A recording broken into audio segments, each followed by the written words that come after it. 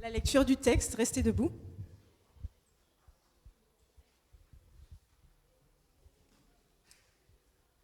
Bonsoir.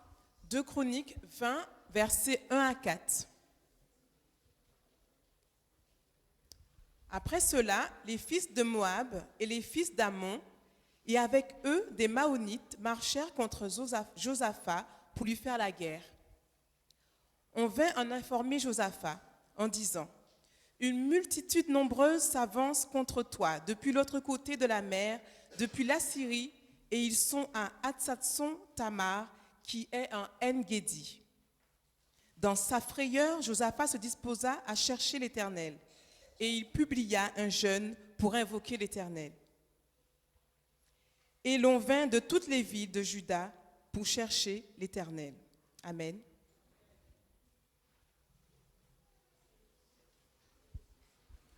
Asseyez-vous, merci. Bonsoir. C'est de nouveau pour moi une joie de vous retrouver ce soir. Je suppose que hier soir, vous avez apprécié le moment avec l'ancien rattaché à la jeunesse. Oui, parce que j'ai déjà eu un bon témoignage, c'est pour ça que je me permets. Donc Dieu soit loué pour cela. Ce soir, nous continuons, chers jeunes, car vous avez compris que Dieu cherche des leaders. Et de votre côté, vous adultes, vous savez que nous sommes dans un temps de réveil et de réforme, n'est-ce pas? Nous le crions haut et fort.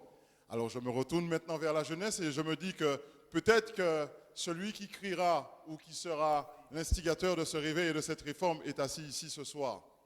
Car Dieu est en train de chercher un leader. Il vous donne un certain nombre de caractéristiques, chers jeunes, qui correspondent au leader qu'il est en train de rechercher. Mais maintenant, il y a une chose qui est intéressante pour moi de souligner ce soir. C'est 4 points importants, ou les 4 points les plus importants pour Dieu. Enfin, comment je peux formuler ça? Les 4 points que Dieu doit pouvoir retrouver dans un leader. Nous avons vu un certain nombre de choses depuis samedi, n'est-ce pas? Nous avons vu samedi que 7 traits de caractère qu'un leader doit avoir. Mais il y a 4 choses qu'un leader doit posséder afin de plaire à Dieu. Et c'est ce que nous verrons ce soir. Un homme a dit, et c'est l'auteur du sermon que normalement je devrais vous interpréter ce soir. Marie, si tu as compris ma phrase, tu as compris beaucoup de choses. Cet homme s'appelle Paco. J'ai eu du mal à prononcer son nom, même à la maison. Alors pardonnez-moi. Mais je me suis entraîné pourtant. Donc c'est Paco Mok. On va l'appeler Paco. Okay. On va l'appeler Paco. Ok, Paco, c'est facile. Tout le monde connaît ça, Paco. Ok. Alors Paco dit, la vraie sagesse en tant que dirigeant, c'est la capacité de diriger un royaume et d'avoir encore une compréhension claire de Dieu. En gros, Paco est en train de souligner le fait qu'un homme dans la maison du Seigneur ou encore un homme de Dieu peut se prétendre être un bon dirigeant tant qu'il garde la vision claire du Seigneur dans ce qu'il fait. Sommes-nous en phase? Je vous ai démontré dimanche qu'un homme peut être à la tête d'une église ou des hommes peuvent penser diriger une église, diriger l'église selon leur propre sagesse et que Dieu n'a rien à voir dans ça. Sommes-nous en phase là-dessus? Ce soir, nous allons, à travers le texte que nous avons à étudier, approfondir cette idée-là. Et 4 choses doivent ressortir de cela. Mais avant d'aller plus loin, nous allons prier et afin que Dieu puisse nous guider et nous éclairer dans tout cela. Baissons la tête et prions ensemble. Notre Père qui est aux cieux, je te prie de nous accompagner ce soir, Seigneur. La présentation de ce soir n'est pas simple. Et c'est pour ça que, Père, comme je l'ai fait déjà, je la remets entre tes mains. Je te prie de m'accorder ton Saint-Esprit, Seigneur. Je te prie de m'inspirer, Père, toi, foi saint. Je te prie de glorifier ton nom, Seigneur, à travers l'outil inutile que je suis, Seigneur. Et de bénir ton peuple, Seigneur. Ton peuple, Seigneur, à qui tu tiens, Seigneur. Alors, je les remets entre tes mains et je te prie, Père, de nous bénir ce soir à travers cet enseignement. De nous bénir, Père éternel, au-delà de ce que nous sommes, Père, et de nous transformer. De nous accorder ta grâce, ta paix, ton amour, Seigneur. Et que nous puissions dire au sortir de ce lieu, le Seigneur m'a béni. Au nom de Jésus. Amen. Pour bien comprendre ce que je veux développer ce soir et la pensée de Paco, pensée que je reprends avant de continuer, la vraie sagesse en tant que dirigeant, c'est la capacité de diriger un royaume et d'avoir encore une compréhension claire de Dieu. Maintenant, lorsque Paco dit cela, Paco nous donne un texte qui est 2 Chroniques 20, versets 1 à 4. Et je remercie Paco ce soir parce qu'il m'a inspiré et c'est là que s'arrête le message de Paco pour vous ce soir. Donc je prends le relais. Paco dit dans le chapitre 20, versets 1 à 4, il dit « Après cela, le fils de Moab et le fils d'Ammon, et avec ceux des Maonites, marchèrent contre Josaphat pour lui faire la guerre. On vint en informer Josaphat en disant « Une multitude nombreuse s'avance contre toi depuis l'autre côté de la mer, depuis la Syrie, et ils sont à Hatsatson Tamar, qui est en Guédi. » Verset 3. Dans sa frayeur, j'ai dit quoi? Dans sa frayeur, Josaphat se disposa à chercher l'Éternel et il publia un jeûne pour tout Juda. Juda s'assembla pour invoquer l'Éternel et on vint de toutes les villes de Juda pour chercher l'Éternel. Quelle belle image! Lorsqu'on me présente un homme de Dieu qui plie devant le Seigneur, lorsqu'il fait face au danger, je dis gloire à Dieu. Mais j'ai fouillé un peu plus dans la vie de cet homme qui s'appelle Josaphat. Et j'ai compris que Paco arrive à une conclusion à travers son développement, rien qu'en regardant les faits positifs de la chose. Mais j'ai compris que Josaphat n'est pas arrivé à cette hauteur comme cela. Il s'est passé quelque chose dans la vie de Josaphat qui fait que lorsque Josaphat se retrouve face au danger, qu'est-ce qu'il fait? Il plie devant le Seigneur. Josaphat est devenu l'âme sage qu'il est avec l'expérience. La Bible nous le présente au chapitre 18 et j'aime bien. Regardez comment la Bible nous présente Josaphat au verset 4 du chapitre 18. Non, même pas le verset 4. On va prendre le verset 1. Josaphat eut en abondance des richesses de la gloire, des richesses et de la gloire. Et il alla par mariage avec Akab. Non, c'est même pas ce texte qui m'intéresse. C'est le chapitre 17 au verset 1. Chapitre 17 au verset 1. Josaphat, son fils, régna à sa place. Il se fortifia contre Israël. La Bible dit, se fortifia contre Israël. Premier mot à retenir, fortifia. Pourquoi? Nous allons comprendre ça tout à l'heure. Il se fortifia contre Israël. Il mit des troupes dans toutes les villes fortes de Juda et des garnisons dans les pays de Juda et dans les villes d'Éphraïm dont Asa, son père, s'était emparé. Regardez le verset 3, c'est le verset qui m'intéresse. Le verset 3 dit, l'Éternel fut avec Josaphat. J'aime ce verset énormément. Je vais vous dire une chose, car à travers ce verset ressort un trait de caractère de Dieu et c'est ce qui m'intéresse ce soir. L'Éternel fut avec Josaphat parce qu'il marcha dans les premières voies de David, son père. Et l'exemple que l'auteur a choisi n'est pas là pour rien. Et qu'il ne rechercha point, les Baals. Maintenant, on me présente un bonhomme ici dans le chapitre 17 qui marcha avec Dieu. On me présente un bonhomme ici dans le chapitre 20, un homme qui face à la peur plie devant le Seigneur car reconnaît que sa force est en l'Éternel. On me présente un homme qui s'appelle Josaphat, un homme qui normalement en ce temps-là, lorsque nous avions un roi, le roi avait on va dire, il avait la royauté sur toute il avait, si on veut dire, le parti pris sur toute la citoyenneté.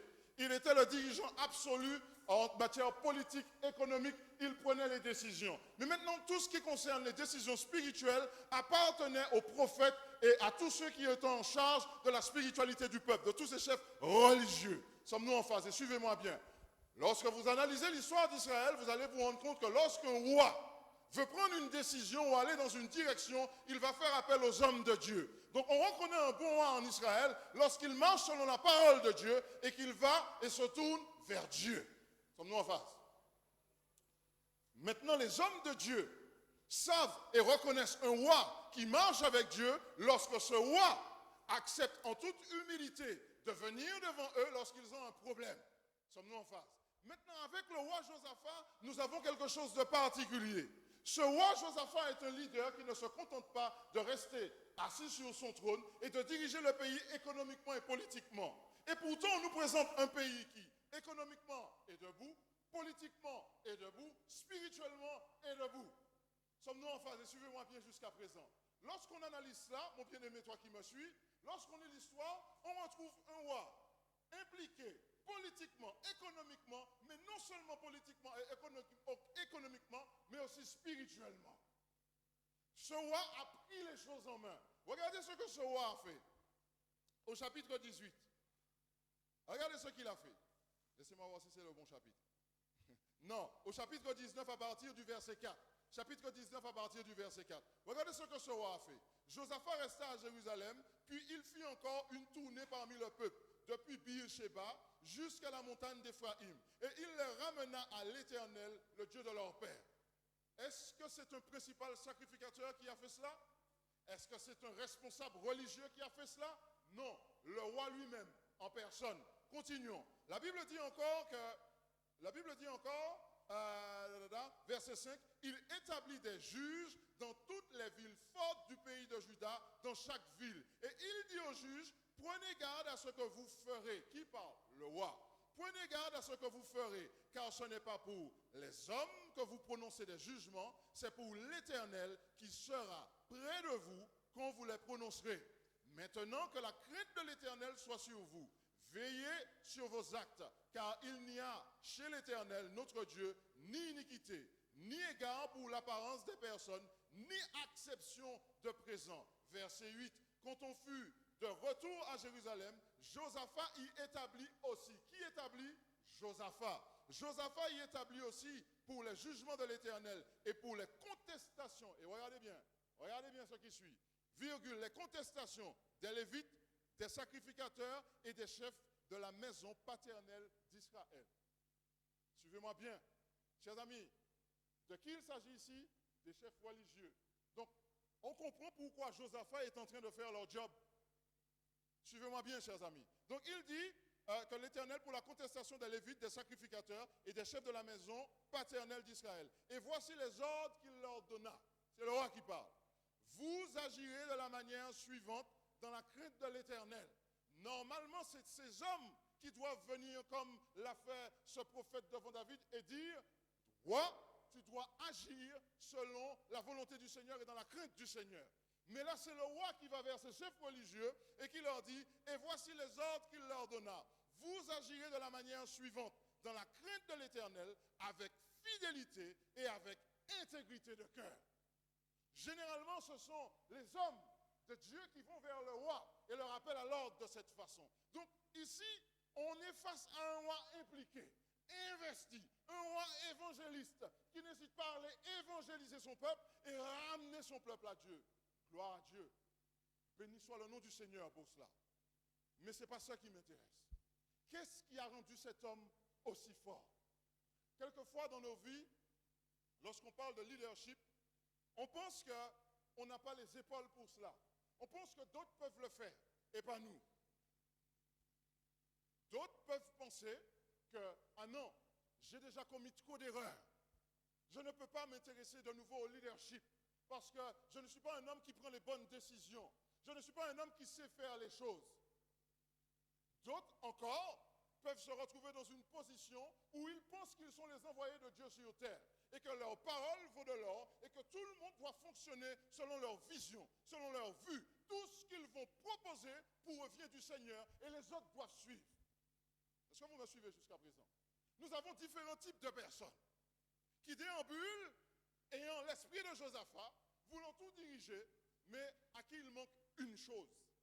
Exactement comme Josaphat, à qui il manquait une chose. Car si on vous présente ce grand roi qui devant cette armée puissante s'est plié devant le Seigneur, s'il a fait ça, c'est parce qu'il a eu une expérience qui lui a permis de le faire. Et cette expérience, il l'a eu où?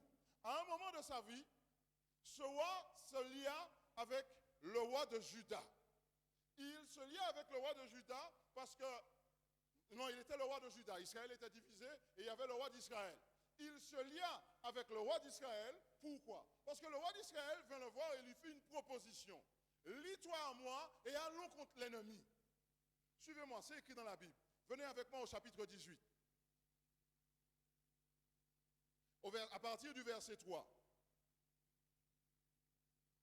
La Bible dit, Akab, roi d'Israël, dit à Josaphat, roi de Juda. Il faut savoir qu'Israël était divisé en deux. Au nord, nous avions Israël et en bas, nous avions Juda. Veux-tu venir avec moi à Ramoth en Galaad? Josaphat lui répondit, moi comme toi et mon peuple, comme ton peuple, nous irons l'attaquer avec toi. Lorsque je lis ce texte, je comprends que la seule préoccupation de Josaphat était la réunification d'Israël. Certains écrivent et disent que Josaphat était trop proud, comment on dit ça encore, trop orgueilleux. Et que c'est à cause de son orgueil qu'il commit l'erreur que nous verrons tout à l'heure. Mais le texte est clair. Lorsque je lis le texte, je ne vois pas de Josaphat proud ou orgueilleux. Moi, je vois un Josaphat obnubilé par une seule idée. Israël est divisé. Et moi, j'aimerais voir mon peuple uni. On voit bien la façon qu'il présente ça à l'autre roi, le roi du Nord. Il lui dit, mon peuple, moi et mon peuple, ainsi que toi et ton peuple. Donc on comprend qu'il est en train d'attirer l'attention du roi qui est en face de lui sur la division qui règne sur eux. On peut raisonner et arriver à une conclusion qui est que Josaphat a certainement dû penser que si je vais en guerre avec le roi du Nord et que nous nous lions et que nous remportons la victoire, ce sera une bonne chose pour Israël. Est-ce une mauvaise chose de penser de la sorte? Non. Mais maintenant, regardez ce qui suit. Et au verset 4, il dit, puis Josaphat dit au roi d'Israël, consulte maintenant, je te prie, la parole de l'Éternel. Donc, ça nous montre bien que Josaphat a encore les pieds sur terre. Ce même Josaphat qu'on nous a introduit au chapitre 17 a encore les pieds sur terre. Il est toujours ce même homme qu'on nous a présenté. Parce que son objectif n'est pas de faire les choses pour désobéir à Dieu. Son objectif, au contraire, est de faire les choses qu'il pense être positives pour son peuple. Car il est quand même le roi. Les décisions politiques et économiques lui appartiennent. D'accord? Mais maintenant, pour lui en tant que roi, ça est une bonne décision économique et politique, car le peuple peut être réunifié à travers cette victoire. Mais maintenant, une réalité demeure. Hey, consultons maintenant l'Éternel. Et c'est là que la chose devient intéressante. Suivez-moi bien jusqu'à présent. Au verset 5, la Bible dit, le roi d'Israël, donc le roi du Nord, pas Josaphat, le roi du Nord, le roi d'Israël assembla les prophètes au nombre de 400. Qui il rassembla? Qui il rassembla? Les prophètes au nombre de 400. Rien ne vous dérange dans cette phrase? Il ne manque rien dans cette phrase? Généralement, lorsque la Bible introduit un prophète qui appartient à l'Éternel, la Bible dit le prophète de l'Éternel. Ici, la Bible nous introduit que le roi du Nord, le roi d'Israël, assembla les prophètes. Et suivez-moi bien, vous allez comprendre où je vais. Assembla les prophètes au nombre de 400. Donc, nous avons 400 prophètes ici. D'accord? Mais on ne sait pas qui sont ces prophètes. Suivez-moi bien, lorsque vous lisez la Bible, vous devez garder ça en optique. La Bible ne dit pas les prophètes de l'Éternel. La Bible dit 400 prophètes. Qui les a rassemblés? Le roi d'Israël, le roi de la partie du Nord. On continue.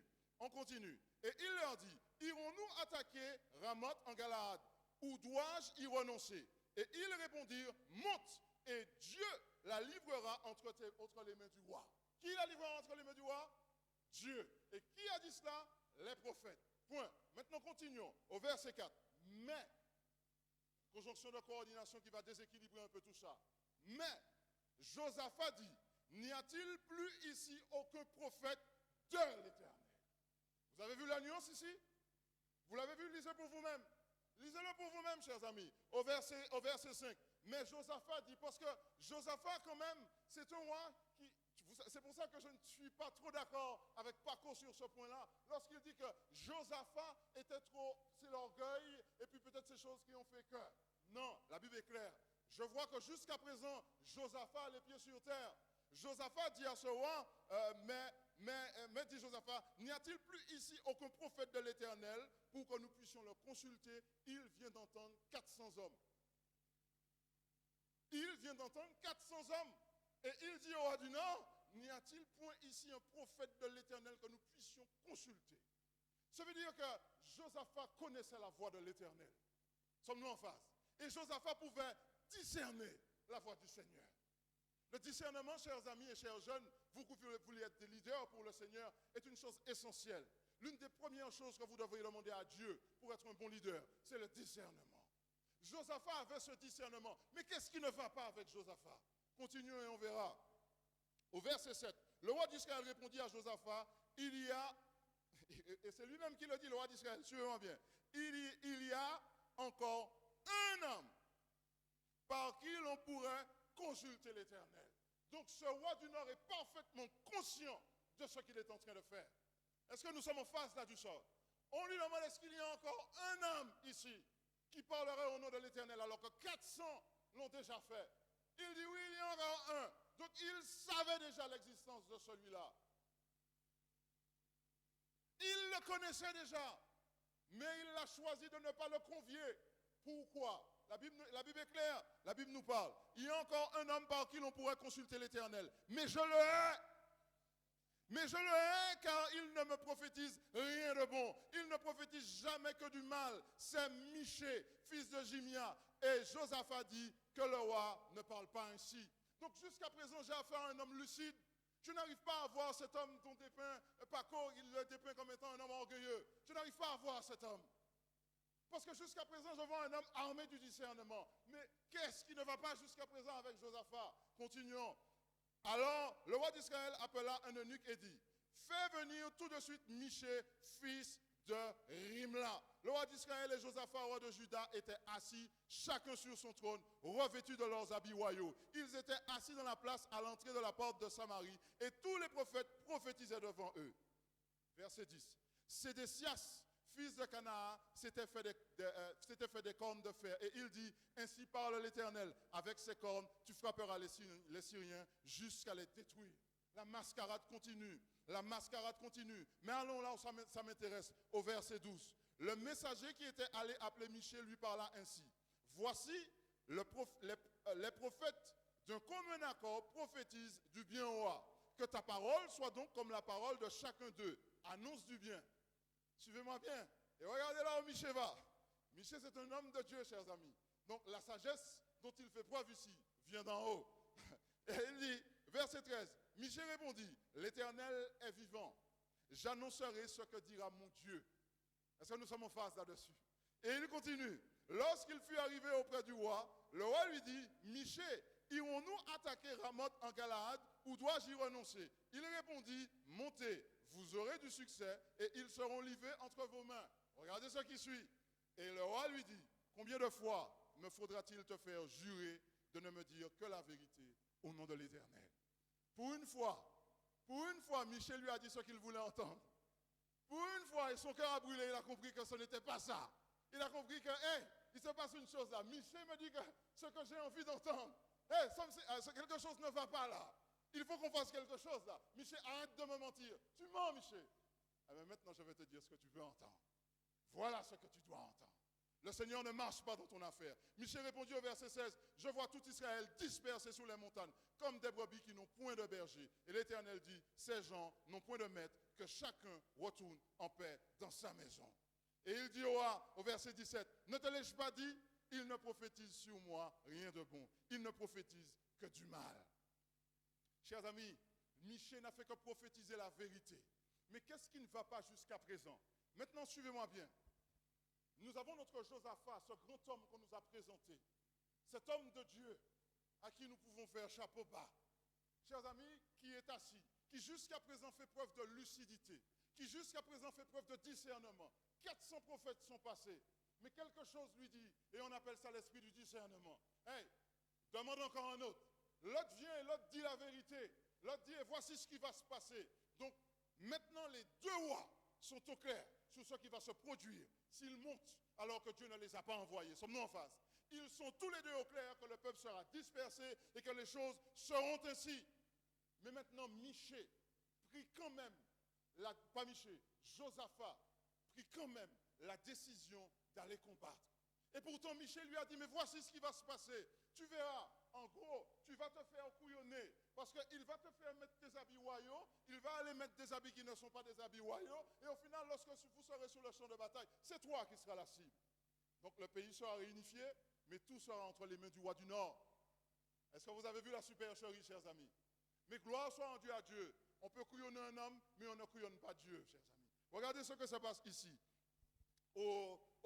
à partir du verset 28. La Bible dit, le roi d'Israël et Josaphat, roi de Juda, montèrent à Ramoth en Galaad. Chapitre 18, à partir du verset 29. Le roi d'Israël dit à Josaphat, je veux me déguiser pour aller au combat. Mais toi, revêt-toi de tes habits.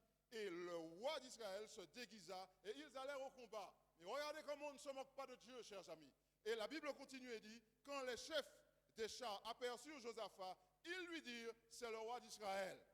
Et ils l'entourèrent pour l'attaquer. Josaphat poussa un cri et l'Éternel le secourut et Dieu les écarta de lui.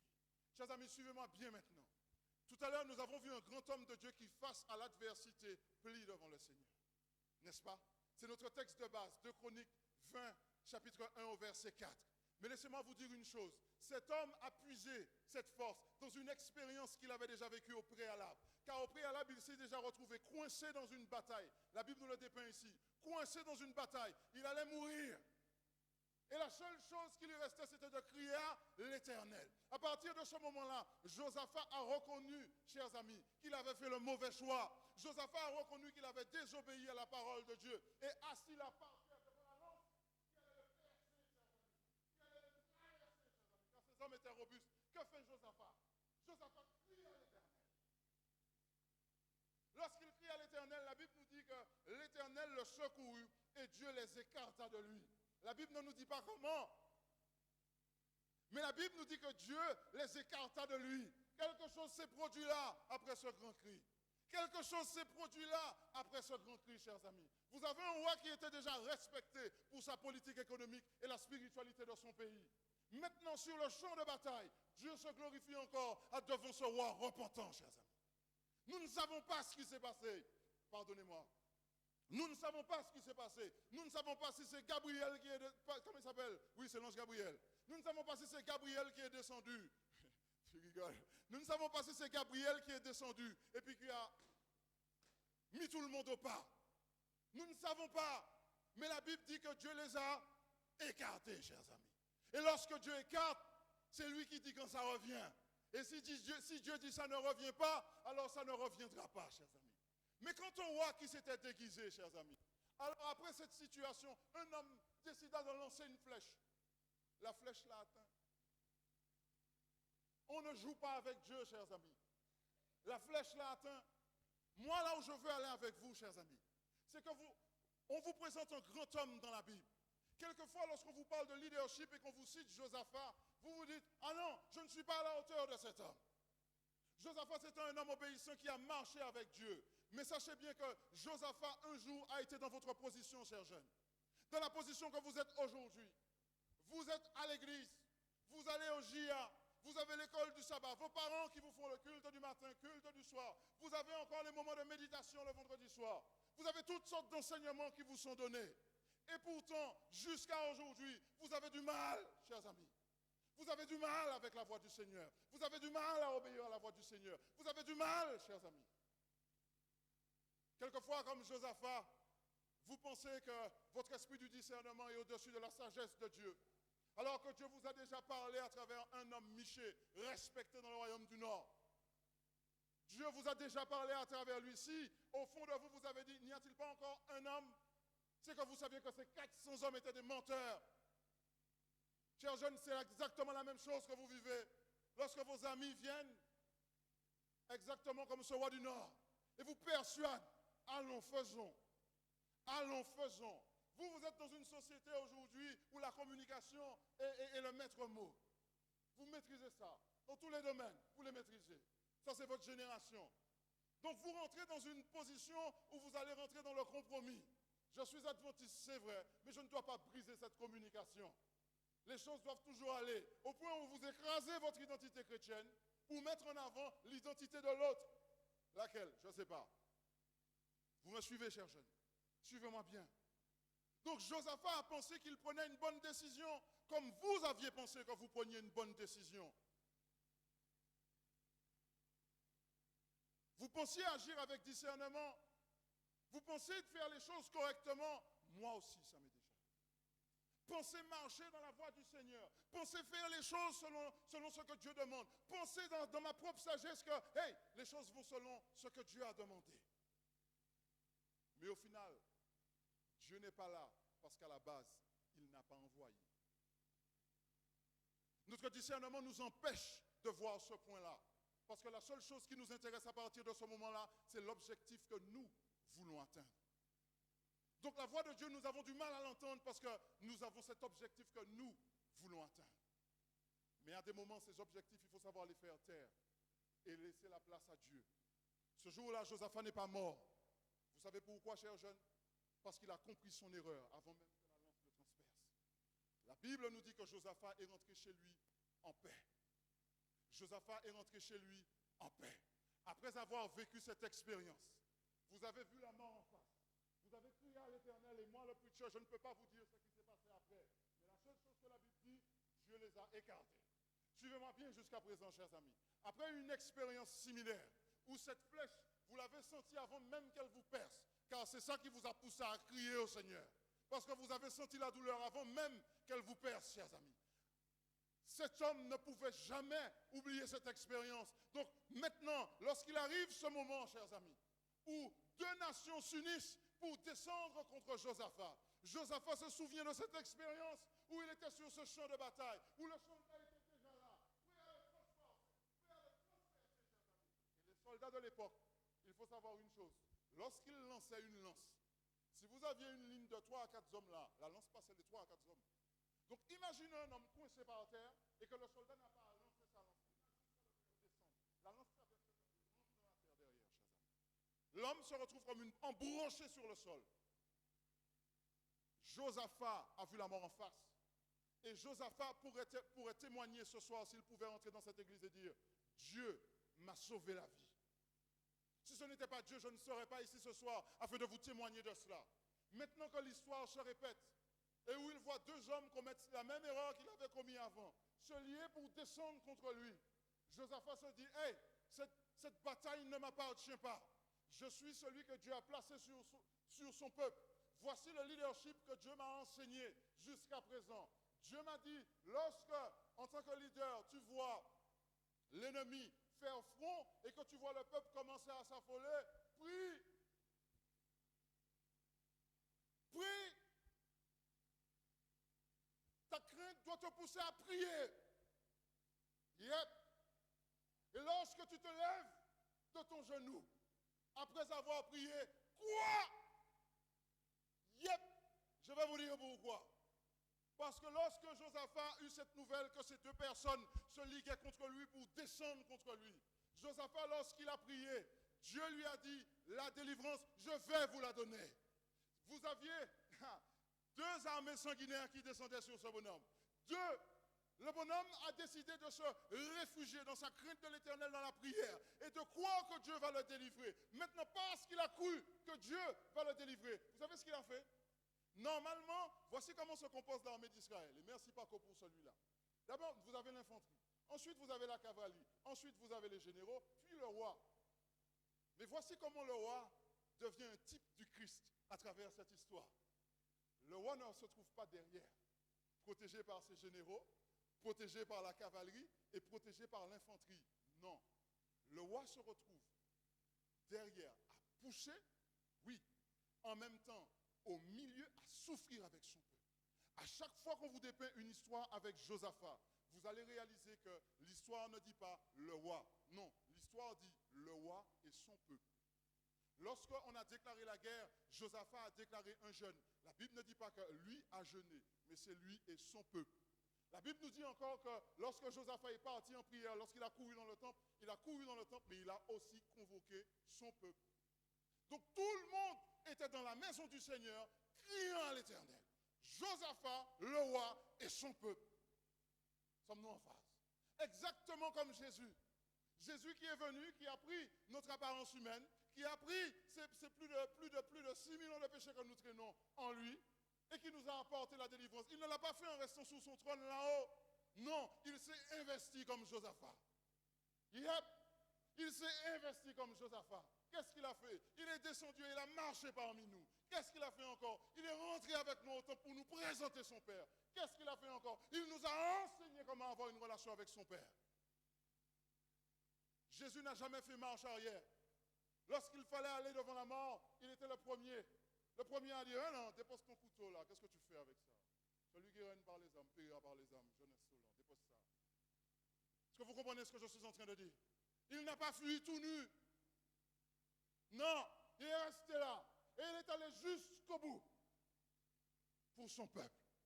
Exactement comme Josaphat, qui a jeûné et prié, qui est allé jusqu'au bout pour son peuple. Les 4 choses que vous devez comprendre ce soir, tirées de cette histoire, de l'histoire de Josaphat, chers jeunes, c'est qu'il faut craindre Dieu. Josaphat a manqué de sagesse et n'a pas craint Dieu pour la première décision qui a été catastrophique pour lui. Il n'a pas craint Dieu. Il a entendu le prophète lui dire non, ne va pas. Mais il y est allé quand même. Vous voulez être un bon leader pour le Seigneur, commencez d'abord par craindre Dieu. Ensuite, si vous voulez être un bon leader, vous devez faire comme Josaphat, passer du temps en prière. Lorsque le peuple s'affole parce que le danger vient, que vous ne puissiez pas vous affoler avec le peuple, mais qu'au contraire, qu'il puisse dire, mais où est le roi? Mais il est où le leader? Et qu'on puisse vous retrouver dans une pièce à genoux en train de prier. Je me rappelle un homme avec qui j'étais hier, qui partait au combat. Je devrais le traduire, il prêchait. Il partait au combat. Et puis tout le monde cherche l'homme. Même moi, le traducteur, je cherche l'homme.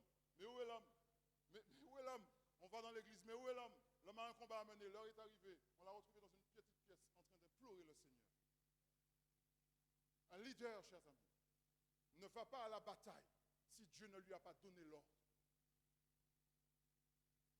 Un leader, ça craint Dieu, chers amis. Un leader, ça prie. Mais un leader, ça croit aussi. Car ça ne sert à rien de prier pour que quand Dieu dit, cette bataille m'appartient, tu n'as pas besoin de combattre, je vais te donner la délivrance. Pour que toi, tu ailles prendre les armes. Qu'est-ce que Josaphat a fait? Au lieu de l'infanterie, tu sais ce qu'il a fait, ma bien-aimée? C'est toi qui l'as mis devant. Pourquoi je dis que c'est toi? Parce que c'est les chantres. C'est les chantres. C'est les chantres qu'il a mis devant. C'est la première fois qu'on voyait cela. Un roi qui va en guerre, et puis vous savez qui c'est qui est devant au lieu d'avoir l'infanterie. Jusqu'à aujourd'hui, ça fonctionne comme cela. Si nous avons des guerres aujourd'hui, qui c'est qui sera devant? La chair à canon, ce sera les légionnaires, la légion d'honneur. Vous savez cela? Eh bien, au lieu d'avoir la légion d'honneur devant, les espèces de malades qui vont vous bouffer 10 semaines, 10 hommes, au lieu d'avoir ces hommes-là devant, il s'est présenté avec des hommes qui élevaient le nom du Seigneur. Vous savez pourquoi? Parce qu'il a cru que quand Dieu a dit, la délivrance, c'est moi qui vais vous la donner, il a cru. Imaginez les soldats en face. Ils étaient tellement confus qu'ils se sont entretués. Ils étaient tellement confus parce que pour eux, ils sont des guerriers sanguinaires. Et qu'est-ce qu'ils ont en face de Sarah? Bien? Élevons le nom du Seigneur. Entends ma voix. Oh là là là là là. Vous êtes là avec vous avez votre kalachnikov, entends ma voix. Du coup, chers amis, les hommes se sont retournés les uns contre les autres. Confusion totale. Et le plus beau dans tout ça, c'est que ça ne s'est pas arrêté là et puis que Josaphat a repris la gloire sur lui. Josaphat a rendu la gloire à Dieu. Car lorsqu'ils sont rentrés à Jérusalem, où est allé le peuple? Direct au temple, chers amis. Personne n'est rentré chez lui à faire la fête en disant « Hé, tu as vu ce qu'on a fait ?» Non! Car ils savaient que cette victoire ne leur appartenait pas. Ils n'avaient rien fait pour cette victoire. Donc personne ne pouvait entrer à la maison et dire « Tu sais ce que Dieu a fait? Tu sais ce que nous a... » Non! Le premier réflexe a été d'aller dans la maison du Seigneur. Et tous ensemble, chers amis, on louait l'Éternel. On louait l'Éternel, chers amis. Donc un leader, ça loue son Dieu. Au lieu de reprendre la gloire qui devrait revenir à Dieu sur lui, mais le leader, il loue son Dieu, chers amis. Il loue son Dieu, chers amis. Il loue son Dieu, chers amis. Donc le leader, 4 points, doit savoir et apprendre à craindre son Dieu. Le leader, non seulement il doit craindre son Dieu, mais il doit passer du temps en prière, chers amis. Non seulement il doit passer du temps en prière, mais il doit croire dans les réponses que Dieu va lui donner. Et avancer avec ces réponses, par la foi, exactement comme Josaphat. Et ce leader, lorsqu'il verra la délivrance du Seigneur, devra aller louer le Seigneur. Au lieu d'attendre le samedi, d'être pressé de venir ici, et puis de dire, j'ai un témoignage. Ne vous louez pas vous-même. Ne vous élevez pas vous-même. Soyez sages. Oui, vous allez témoigner de tout ce que Dieu a fait pour vous. Mais commencez par louer le Dieu des cieux d'abord. Avant de vous louer vous-même. Commencez d'abord par louer le Dieu des cieux pour ce qu'il a fait pour vous. Avant de vous louer vous-même. Et c'est pour ça qu'après chaque sermon, ma femme me voit dans un silence le plus total dans la voiture. Elle ne comprend pas pourquoi. C'est parce que simplement, je remercie Dieu pour ce qu'il a fait. car ce pupitre appartient à l'Éternel. Ce pupitre n'appartient à personne d'autre qu'à l'Éternel. Chers jeunes, 4 choses, et on arrête là. Si vous devez retenir une chose, si Josaphat devait vous apporter une chose ce soir, la chose que vous devriez retenir, c'est quoi? Je vais vous le dire. Craindre Dieu. Prier Dieu. Croire en Dieu. Yep. Et louer Dieu. Louer Dieu. Louer Dieu. Et je termine avec la phrase de Paco. La vraie sagesse en tant que dirigeant, c'est la capacité de diriger un royaume et d'avoir encore une compréhension claire de Dieu. À un moment, Josaphat a manqué de discernement. La compréhension de Dieu n'était pas si claire que ça, malgré le fait que Dieu, lui, était en phase avec lui-même. Mais lui, n'a rien compris. Il a avancé quand même, parce qu'il était obnubilé par sa solution politique. Quelque chose qu'il aurait pu apporter, l'unification. Mais l'heure n'était pas encore venue pour cela. Chers jeunes, si vous voulez imiter quelqu'un, imitez Josaphat. Imitez Josaphat. Je ferai un appel, Sarah. J'aimerais qu'on puisse chanter Sarah et Sarah. Tel que je suis, je viens à toi. Pourquoi tel que je suis, je viens à toi? Je vais vous dire. Josaphat, et suivez-moi, chers jeunes, regardez-moi. Regardez-moi. On me regarde. Ouh. Merci. Je vous prie de vous lever, tous les jeunes. Là, elles ne vont plus parler. Levez-vous. Tous les jeunes. Les adultes, vous restez assis. Les jeunes, debout. Vous aussi. Jeunes, debout. Tous les jeunes qui sont dans cette église, debout. Debout, debout, debout. Ah non, excuse-moi, le t-shirt m'a trompé. Tous les jeunes dans cette église, debout, debout, debout, debout, debout. Là, maintenant, je sais que j'ai votre attention. Suivez-moi bien maintenant. Suivez-moi bien maintenant. Regardez-moi. C'est moi qu'il faut regarder. Moi, regardez-moi. Le Seigneur a besoin d'un Josaphat ici. Peut-être que vous vous dites que ce n'est pas vous. Parce que vous estimez que vous connaissez votre vie dans le privé. Vous estimez que vous n'êtes pas la personne que Dieu appelle, ma bien-aimée. Peut-être que tu estimes que tu n'es pas celle que Dieu a besoin parce que tu estimes que tu n'as pas les capacités pour cela. Peut-être que d'autres se disent, oui, je me sens l'âme de leader, mais je ne crois pas que je pourrais tenir aussi bon que Josaphat l'ait fait. Laissez-moi vous dire une chose. Josaphat était aussi grand parce qu'il a reconnu que sans Dieu, il ne pourra pas. Josaphat était aussi grand parce qu'il a reconnu que sans Dieu, il est perdu et que son discernement est altéré. Et c'est lorsqu'il a compris cela qu'il a remis Dieu à sa place. Et que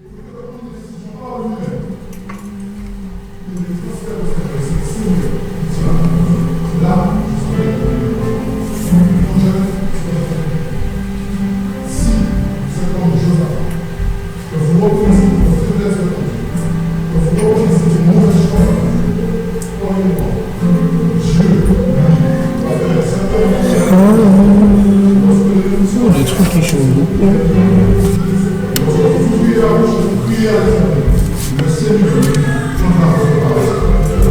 le Seigneur nous donne la force. Et dans la même lancée, ce même Dieu va éloigner de vous tous ceux qui ont fait pour nous. Est-ce qu'on peut voir ça? C'est super chaud là. Normal. Seigneur, Ça va du chaud.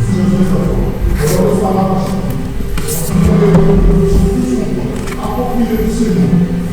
Pensez clairement. Écoutez-la, écoutez-nous. Ne chantez pas savoir ce que vous leur connaissez. Non, Seigneur, et parlez à vous. Seigneur, je désire le Seigneur. Je vois les je désire le je rencontre ma faiblesse. Alors, permettez-moi cette et je te serve, et que dorénavant je puisse faire une chose à toi. Attends, je dis, Seigneur.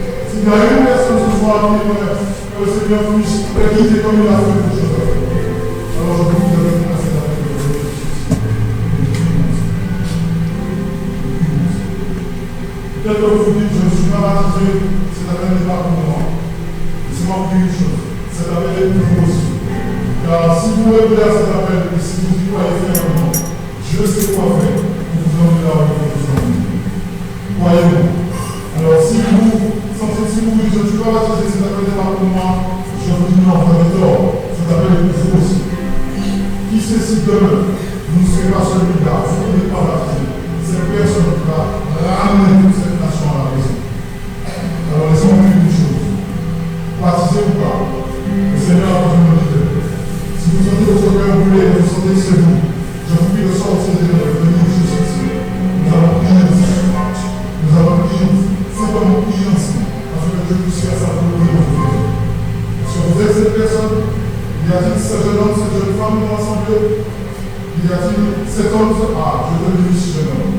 Je vous bénisse.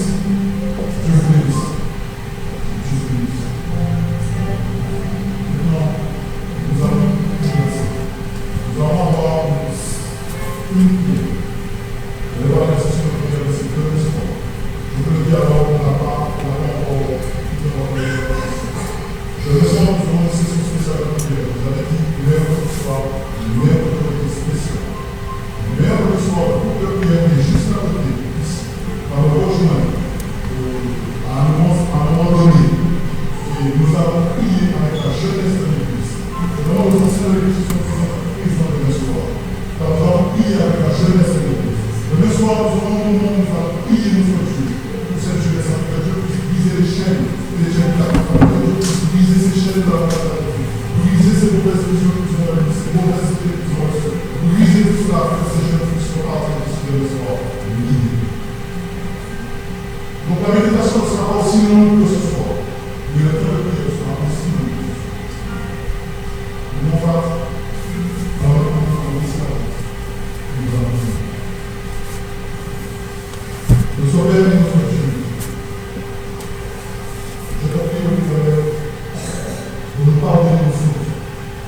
Toutes les fois où nous avons manqué de discernement, toutes les fois où nous nous sommes laissés entraîner vers l'Éternel, toutes les fois vers l'Éternel où nous avons cru bon de mener les choses devant nous-mêmes, car nous nous disons, je marche avec le Seigneur, marche avec moi, je reste dans sa direction, sans même d'abord consulter l'Éternel. Père, nous reconnaissons avoir vu ta délivrance même dans ces moments-là, Seigneur. Nous reconnaissons encore vu ta main même dans ces moments-là, c'est le moment où nous avons désobéi. Lorsque le malheur est arrivé, nous avons crié à toi, Seigneur, tu as écarté le malheur. Père, donne-nous la force sainte de nous rendre au Seigneur. Il y a un chant qui dit, compte les bienfaits de Dieu, mets-les tous devant tes yeux. Au Seigneur, donne-nous de pratiquer ces paroles, Seigneur. De ne pas oublier ce que tu as déjà fait pour nous, et que ce que tu as déjà fait pour nous puisse nous rendre plus forts, afin que nous soyons leaders de tout. Seigneur, Josaph nous donne l'exemple, car il nous dit qu'il faut craindre l'Éternel.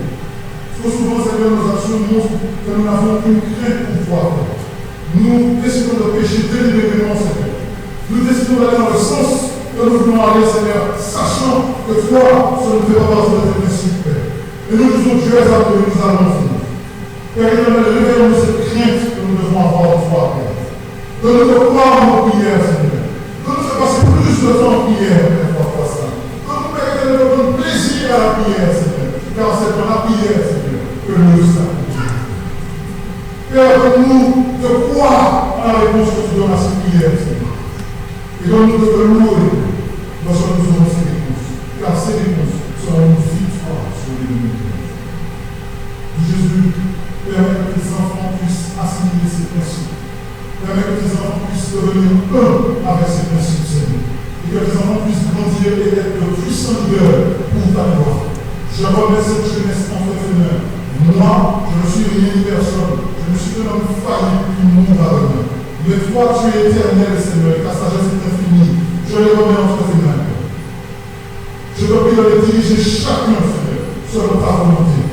Je te prie de les emmener, de leur permettre d'atteindre les objectifs que toi, tu as définis pour eux, Seigneur, selon ta volonté, Seigneur. Donne-leur la force, le courage de croire en toi et de marcher avec toi, Seigneur. Donne-leur la force dans les cœurs. Le courage, Seigneur, lorsque les choses ne vont pas. Mais donne-leur de demeurer ferme en toi, Seigneur. Pour éternel, en tes mains, je les remets. En tes mains, je les abandonne, Seigneur. Et je te prie, Père, 3 fois, Seigneur, de les libérer ce soir.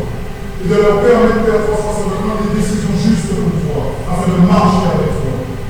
Il y a ici dans cette salle, Père éternel, de puissants, des hommes puissants, des femmes puissantes qui ont le feu de même. Ils ne le savent pas encore. Pour le moment, ils suivent leur propre foi. Mais donne-leur de suivre l'exemple de Josaphat, qui n'avait qu'une seule chose à faire, mener à bien ses affaires. Que cela soit notre leitmotiv ici à tous ce soir. Mener à bien tes affaires, Seigneur. Et que tu puisses te glorifier à travers le résultat de tout ça. Et que ton seul soit élevé au nom de Jésus. Amen. Que Dieu vous bénisse. Que Dieu vous bénisse. Je vous donne demain soir son moment spécial dans la prière et la réflexion. Amen. Je vous prie la section de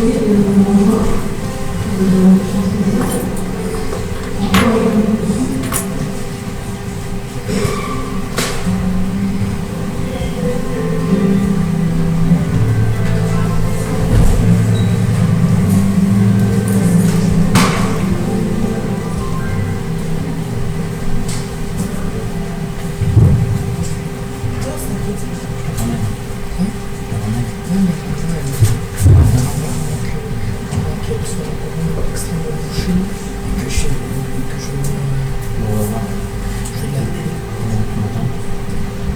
Je vais venir en trottinette aujourd'hui. C'est bon bouquin. C'est bon bouquin.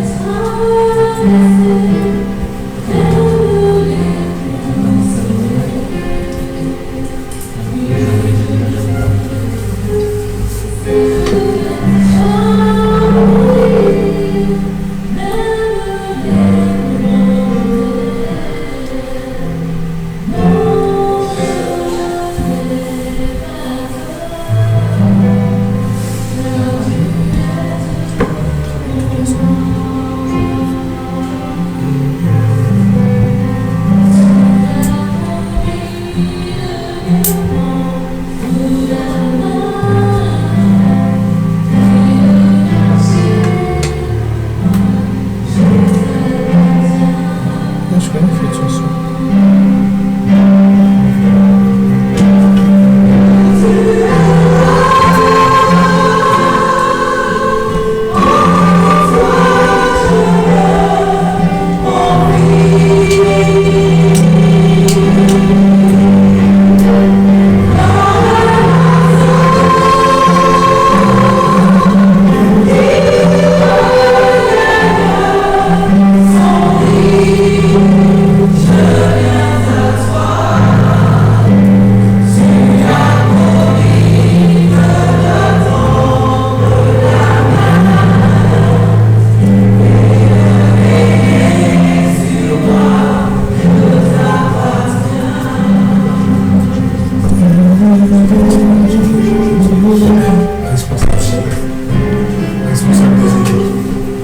Responsable de la sono vidéo.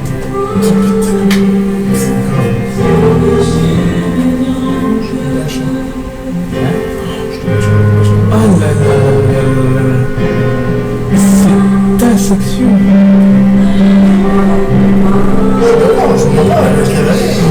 C'est ta section.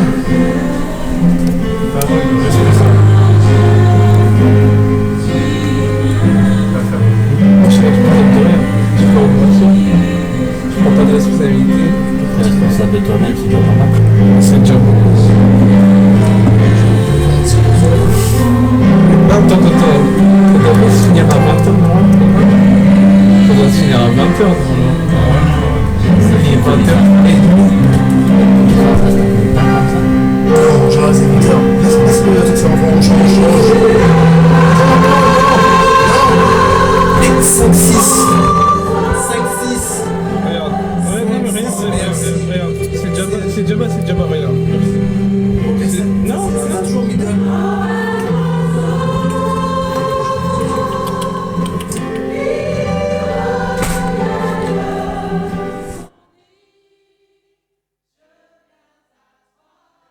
la différence. Attends, non, t'as un truc. Non, t'as un truc.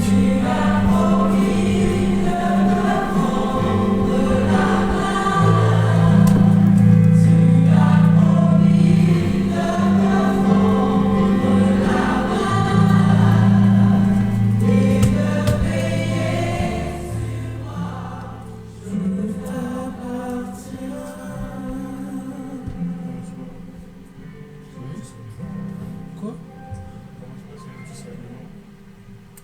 Non, je connais le son.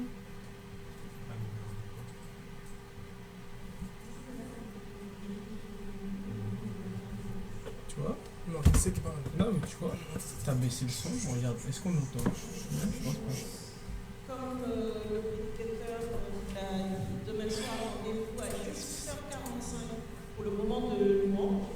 Ensuite, tous ceux qui n'ont pas le programme Rendez-vous à 18h30 parce qu'il faut obligatoirement passer par la cellule prière.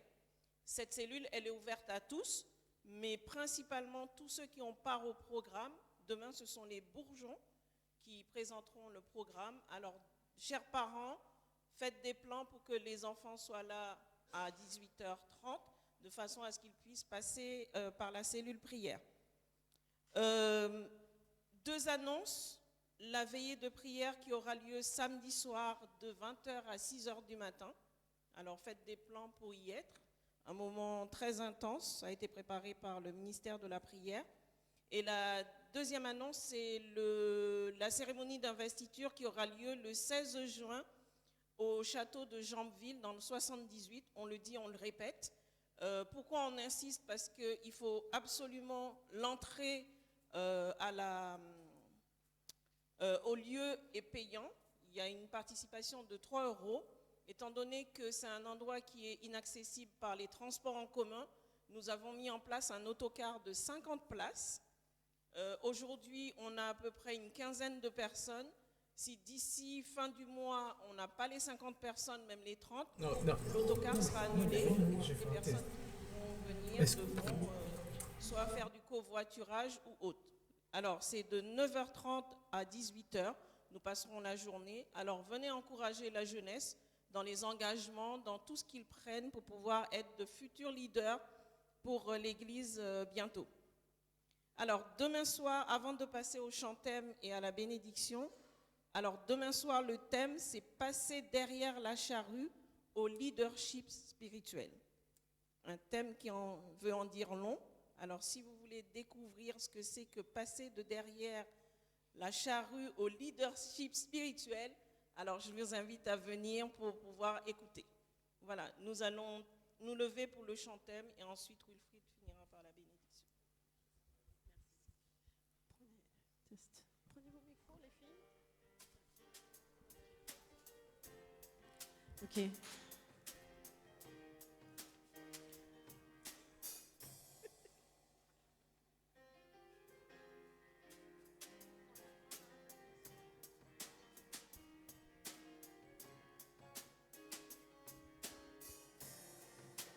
Engage-toi, pour le maître c'est le moment. Engage-toi, pendant qu'il est encore temps pour servir. Dieu a besoin de toi, il t'appelle aujourd'hui. Réponds-lui, me voici.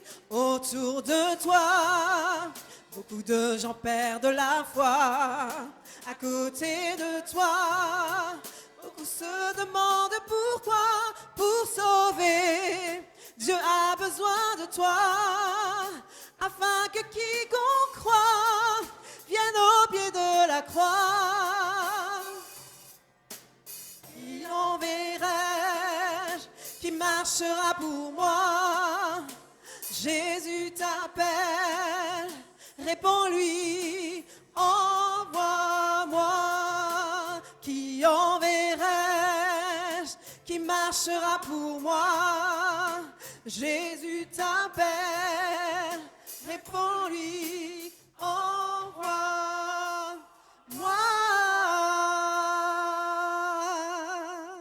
Amen.